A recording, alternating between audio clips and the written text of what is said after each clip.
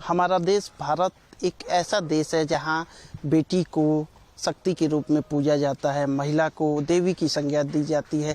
लेकिन भारत के एक राज्य मणिपुर में जो घटना हुई है, उस घटना ने मानवता को शर्मसार कर दिया है, सबको झकझोर कर रख दिया है।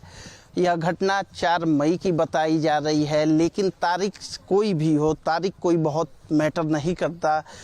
मैटर करती है इंसानियत, महत्व रखता है कि चीज़ें हुई क्या।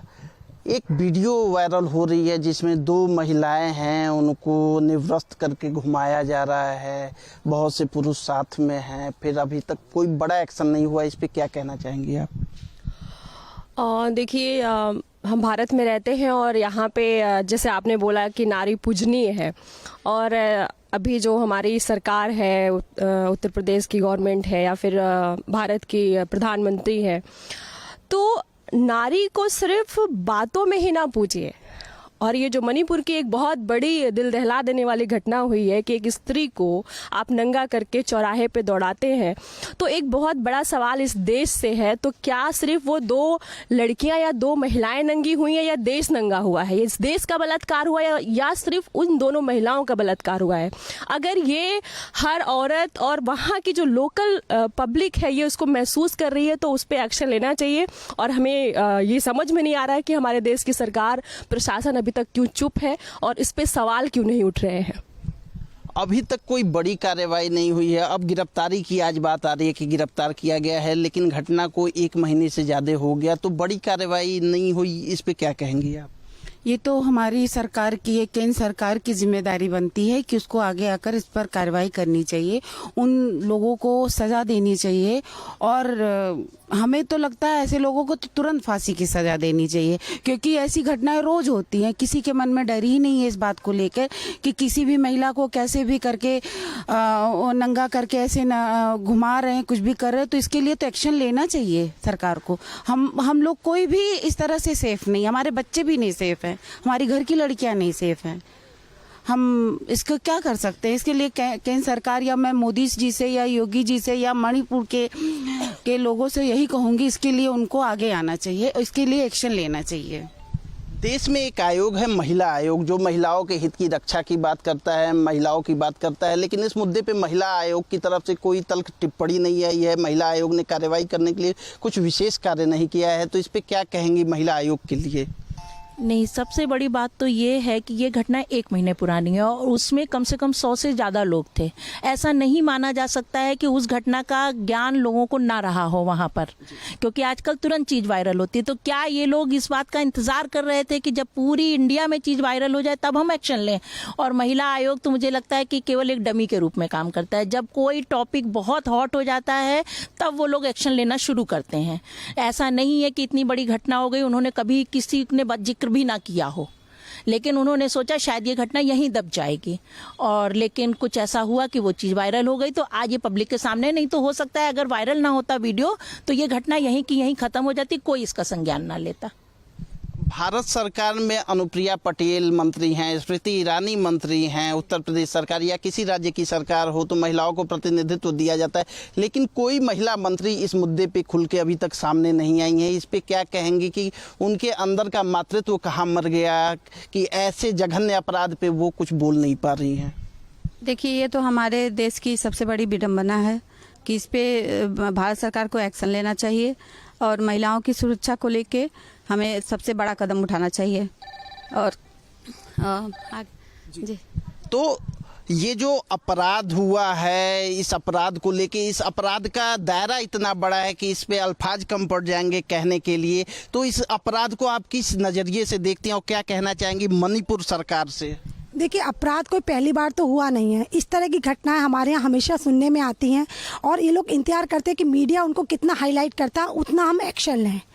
कभी भी कोई अपराध पहली अगर हम उसको दंड देंगे तो दोबारा नहीं करेगा। बच्चे को हम सिखाते हैं कि भाई तुम ये काम करोगे तुमको पनिशमेंट मिलेगा, तो वो डर के उस काम को नहीं करता। जब हमारे देश में कानून में इतनी रियायतें दे दी गई हैं कि बलात्कारी आराम से घूम रहा है, तो डर तो बिल्कुल है ही नहीं। घटना दिन पर दिन बदलती है, चाहे साक्षी कांड हुआ हो, जो कोई भी महिलाओं के साथ कांड होता है तो सरकार केवल दिखावा करती है, बेटी बढ़ाओ बेटी बचाओ करती है। कौन बेटी की रक्षा के लिए बात कर रहा है? और वैसे शक्ति के रूप में महिला की पूजा की जाती है। माँ, बहन, बेटी, बहू या पत्नी सब महिलाएं तो होती हैं। तो जब महिलाओं की बात आती है तो आप जाति का नाम दे दीजिए, समुदाय का नाम दे दीजिए कि उस समुदाय की महिला थी, उस समुदाय के पुरुष थे। इस विभाजन को खत्म करिए। केवल दो ही पुरुष और महिला, जब दो वर्ग हमारे हैं तो महिला का बलात्कार कौन करता है? पुरुष वर्ग करता है।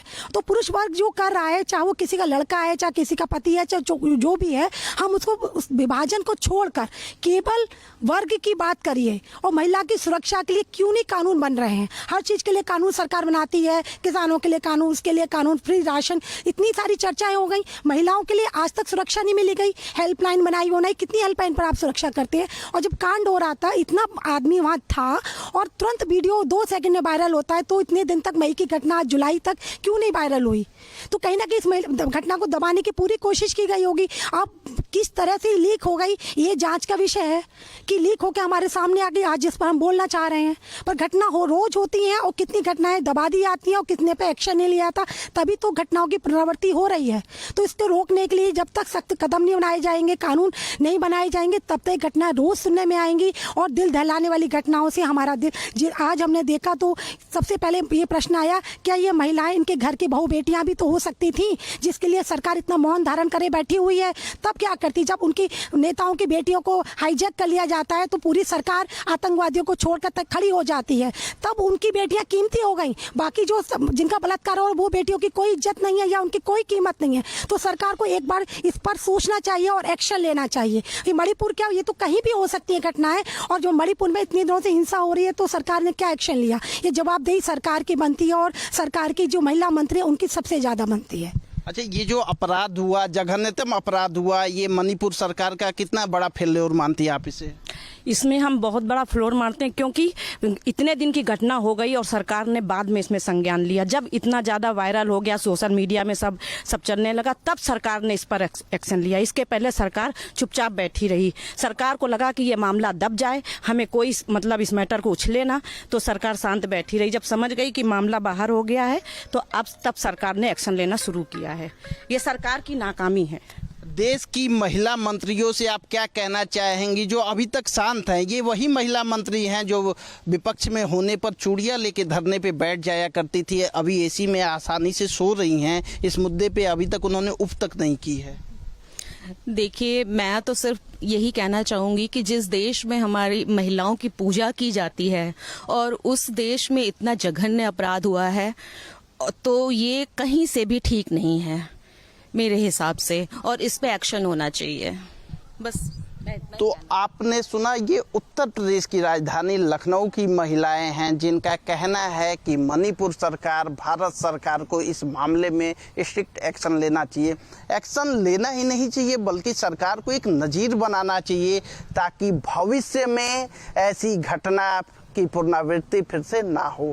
कैमरा पर्सन राहुल चौहान के साथ दिव्येंदु राय, भारत एक्सप्रेस, लखनऊ।